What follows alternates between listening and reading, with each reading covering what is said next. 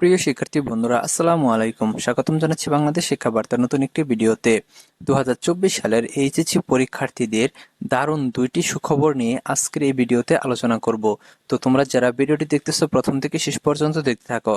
আর যারা এখন আমাদের চ্যানেলটি সাবস্ক্রাইব করো নাই, শিক্ষা সম্পর্কিত সকল তথ্য এবং তোমাদের এইচএসসি পরীক্ষার রেজাল্টের পর ইউনিভার্সিটি এবং অনার্সে ভর্তির সমস্ত তথ্য কিন্তু আমাদের এই চ্যানেল থেকে পেয়ে যাবা। কাজেই শিক্ষা সম্পর্কিত সকল তথ্য সবার আগে পেতে আমাদের চ্যানেলটি সাবস্ক্রাইব করে পাশে থাকা বেল আইকনটি বাজিয়ে দাও। আর যারা অলরেডি সাবস্ক্রাইব করেছো তাদেরকে অসংখ্য ধন্যবাদ। সো আসো মূল ভিডিওতে চলে আসি। তো তোমাদের যে দুটি সুখবর হচ্ছে, সেই দুটির একটি সুখবর হচ্ছে তোমাদের এসএসসি পরীক্ষার রেজাল্টের ভিত্তিতে কিন্তু তোমাদের সাবজেক্ট ম্যাপিং করা হবে। এটা নিয়ে কিন্তু নিউজ প্রকাশিত হয়েছে গতকাল।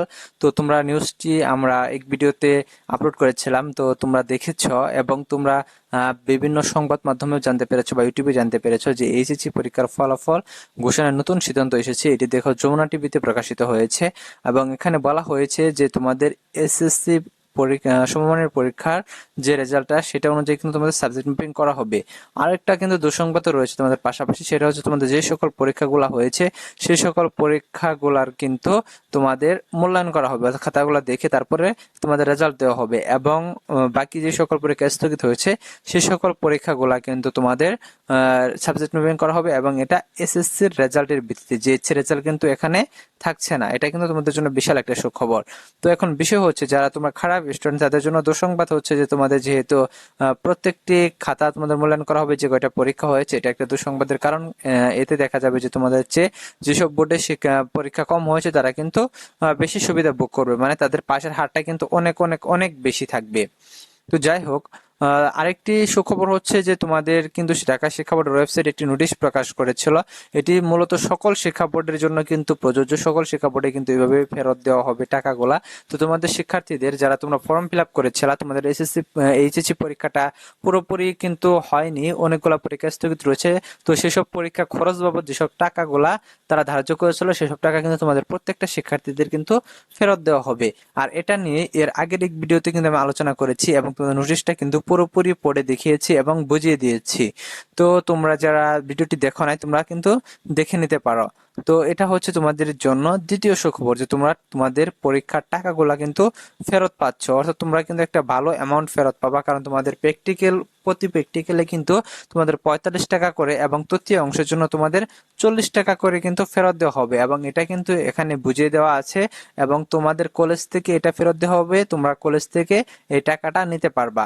তো এই দুটি সংবাদের পাশাপাশি আরেকটি বিষয় হচ্ছে যে তোমাদের যারা এইচএসসি পরীক্ষার্থী রয়েছে তাদের ক্ষেত্রে কিন্তু দেখা যাবে যে তোমাদের যে রেজাল্টের বিষয়টা, যে তোমাদের রেজাল্টটা কবে প্রকাশ করা হবে, তোমাদের রেজাল্টটা কিন্তু অক্টোবরের মাঝামাঝি অর্থাৎ 12 থেকে 18 তারিখের মধ্যে প্রকাশ করা হবে বলে তথ্য পাওয়া গেছে এবং এটা নিয়ে কিন্তু শিক্ষা মন্ত্রণালয় কিন্তু শিক্ষা বোর্ডের কর্মকর্তারা কিন্তু প্রস্তাবনা দেবেন যে 12 থেকে 18 তারিখের মধ্যে, যেরকম দিলে পরে শিক্ষা মন্ত্রণালয় হয়তো বা 15 তারিখ বা 16 তারিখ তোমাদের রেজাল্টটা দিতে পারে আশা করা যাচ্ছে। তো এই হচ্ছে তোমাদের এইচএসসি পরীক্ষার্থীদের জন্য আপডেট দুটি সুখবর। যদিও এই সুখবর দুটি এর আগের ভিডিওতেও আলোচনা করেছি, তো তোমরা অনেকে এই সুখবরগুলো জানো না। তো তোমাদের যারা মোটামুটি খারাপ পরীক্ষা দিয়েছো বা ভালো পড়াশোনা করো না তাদের জন্য কিন্তু এটা বড় একটা দুঃসংবাদ যে তোমাদের প্রত্যেকটা খাতা কিন্তু দেখা হচ্ছে যে সকল পরীক্ষাগুলো অনুষ্ঠিত হয়েছে।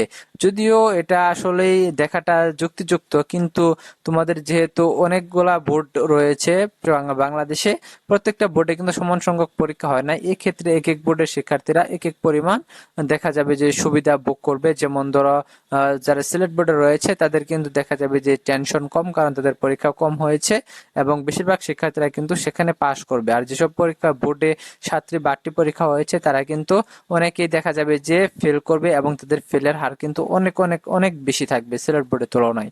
তো যাই হোক, নতুন কোনো আপডেট আসার সাথে সাথে কিন্তু আমাদের চ্যানেলে তোমরা পেয়ে যাবা। আর নতুন আপডেট আসার সাথে সাথে সেটি তোমরা কিভাবে দেখবা, যদি তোমরা আমাদের চ্যানেলটি সাবস্ক্রাইব করে পাশে থাকা বেল আইকনটি বাজিয়ে দিয়ে রাখো, তাহলে কিন্তু তোমরা সাথে সাথে কিন্তু সেই আপডেটগুলো দেখতে পারবা। তো তোমাদের যারা ইউনিভার্সিটিতে ভর্তি হতে চাও, ইউনিভার্সিটি ভর্তির তথ্যগুলো কিন্তু আমরা আপলোড করা শুরু করেছি, তোমরা চাইলে দেখে নিতে পারো এবং তোমাদের অনার্সে যে ভর্তি প্রক্রিয়াটা, সমস্ত ভর্তি প্রক্রিয়াটা কিন্তু তোমাদের জানিয়ে দেবো যে কিভাবে ভর্তি হতে হয়। তো আজকের ভিডিও এই পর্যন্তই। ধন্যবাদ সকলকে পুরো ভিডিওটি দেখার